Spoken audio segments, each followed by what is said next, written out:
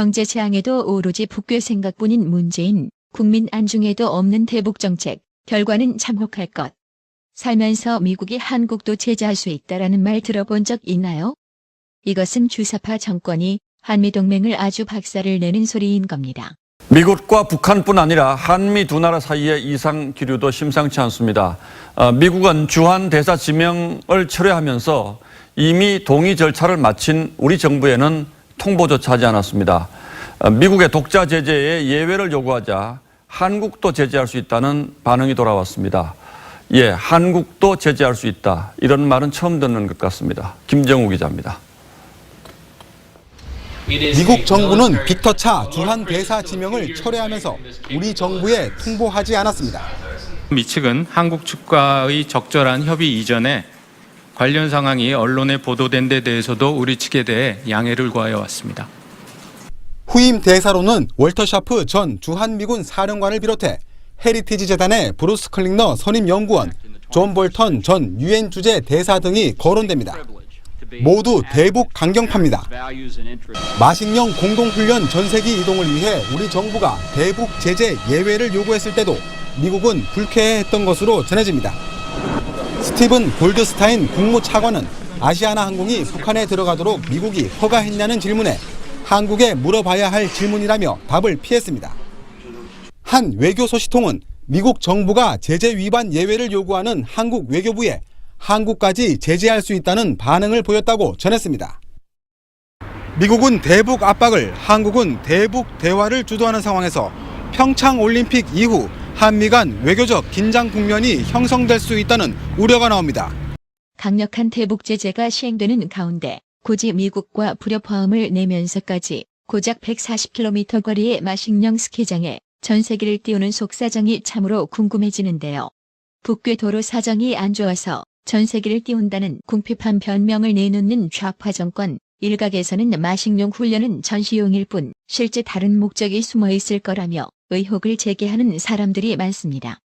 현송월 삼지연 관현악단장 일행을 위해 KTX 열차를 임시 편성하며 지출한 비용은 1,100만 원. 마식령에서 고작 실질적으로 2시간 정도 훈련하고 지출한 비용이 무려 9천만 원이나 들었다고 하며 북괴 선수단 체류비는 IOC가 부담을 하지만 앞으로 북괴 예술단, 태권도 시범단, 응원당 등 지출할 금액이 상당하다고 합니다.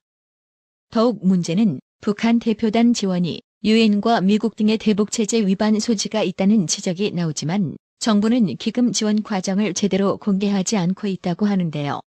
남의 장부는 열심히 뒤지고 다니면서 정작 자신들은 무엇이 그렇게 감출 게 많은지 비공개 연락에 좋아하는 좌파 정권의 이중성. 김정숙 옷값도 비공개, 황제 도시락 가격도 비공개, 탄저균 수입해서 사용 내역도 비공개, 정권 잡기 전 투명성 운운하던 좌파 정권, 얼마나 감출 게 많으면 집권 시작부터 모든 청와대 직원들의 스마트폰에 사진과 녹음 기능을 차단하는 앱을 강제한 다음에는 이제 수첩 기록도 외부 공개를 사전 차단할 목적으로 1년 번호까지 매기면서 연말에는 모두 수거 조치하겠다는 꼬락서니 이런 잔머리는 잘 돌아가는군요. 그쵸? 좌파 정권의 가상화폐 오락가락 행정으로 폭락에 못 견뎌 자살하는 사태까지 발생하고 미국, 일본은 기업 규제 완화 정책으로 일자리 최고의 호황을 맞이하고 있다는데 한국은 반기업 정서를 지닌 인간들이 경제 내각으로 구성되어 법인세 인상하고 기업을 더욱 옥죄는 정책으로 인하여 18조 예산을 쏟아붓고도 최악의 실업률. 일자리를 직접 챙기겠다며 청와대 집무실의 일자리 상황판까지 쳐만든 대통령은 더욱 치솟는 실업률 고공행진에 난데없이 장관에게 화풀이나 하면서 자신의 반기업 정서를 고칠 생각은 안 하고 일자리를 토론해서 해법을 모색하겠다는 유체 이탈 화법으로 일자리에 목말라 있는 청년 네티즌들의 분노만 폭발시켰습니다.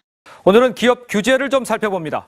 한국을 떠나는 기업들 모두가 이 촘촘한 규제를 피하기 위해서라고 합니다. 최저임금 인상도 탈한국을 부추깁니다. 먼저 송병철 기자입니다. 베트남의 한 섬유 공장. 한국의 규제와 인건비 부담을 피해 공장을 지은 지 10년입니다. 이 공장의 매출만 연간 1조 원이 넘습니다. 합리적으로 외국 기업체를 관리하고 합리적으로 결정하고 그런 부분이 있기 때문에 이미 삼성전자도 베트남에 가전과 휴대전화 등 공장 3곳을 지었고 LG의 베트남 공장도 지난 10월 가동을 시작했습니다. 베트남 정부는 법인세 면제와 인프라 구축 등 파격적인 혜택을 내걸고 있습니다. 기업 환경의 불확실성이 증대되면서 이 부분이 해외로 기업들을 유도하는 효과를 낳을 가능성이 있습니다. 우리는 정반대입니다. 세계 경제 포럼이 집계한 규제 순위에서는 해마다 하위권입니다. 올해는 137개 나라 가운데 95위에 그쳤습니다. 법인세도 감면하지 않았고 최저임금도 올린 데다 정규직 전환의 부담만 커졌습니다. IMF 직전 외신들은 한국 정부가 경제에 목을 조른다며 이상한 나라라고 비꼬았습니다.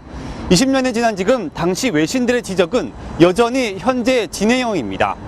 한술 더 떠서 최저임금 인상 위반하면 신용불량자 만들겠다고 위협하는 정부. 장하성 정책실장은 대한민국을 정책 실험장으로 만들려고 하는지 최저임금 인상 정책 일단 질러놓고 나서 여기저기 곡소리가 들려오자 6개월 지켜보아야 한다는 무책임, 무대책 발언. 이런 머리 수준으로 대한민국 경제를 살릴 수 있을까요?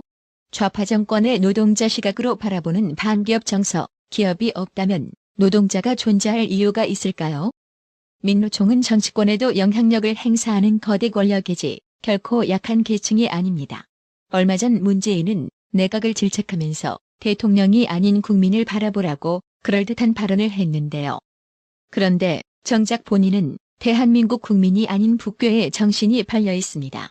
삼성 부회장 이재용을 묵시적 청탁이라는 추상적인 범죄 혐의로 감옥에 가둬놓고 있을 때 일본 소니는 반도체 호조에 힘입어 3조 4,600억 원 영업이익을 발표하며 부활했다는 소식이 들려왔고 한국보다 위생 개념이 낙후된 중국에서는 일반 식당 찾아 음식잘도 먹던 문재인, 한국에서는 식중독이 염려스러워 호텔 도시락 먹는다고 대중을 웃기는 변명을 늘어놓던 청와대, 문재인 이하 장차관급이 정가 10만 원짜리 호텔 도시락을 까고 있을 때 북괴 손님이라고 현송월에게 160만 원짜리 식사 대접을 극진하게 하고 있을 때 평창에서는 스펙 하나라도 더 쌓아 유리한 취업 자격 조건을 만들기 위해 부스러기 짝이 없는 음식을 먹으며 주말도 없이 하루 최대 9시간을 근무하고 있다고 합니다.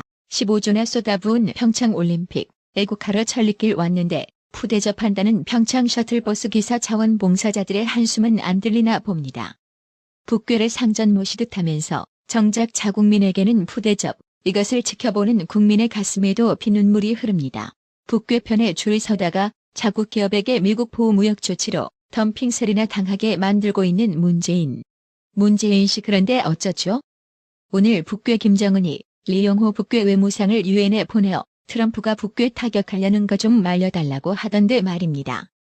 문재인만 세된 겁니까?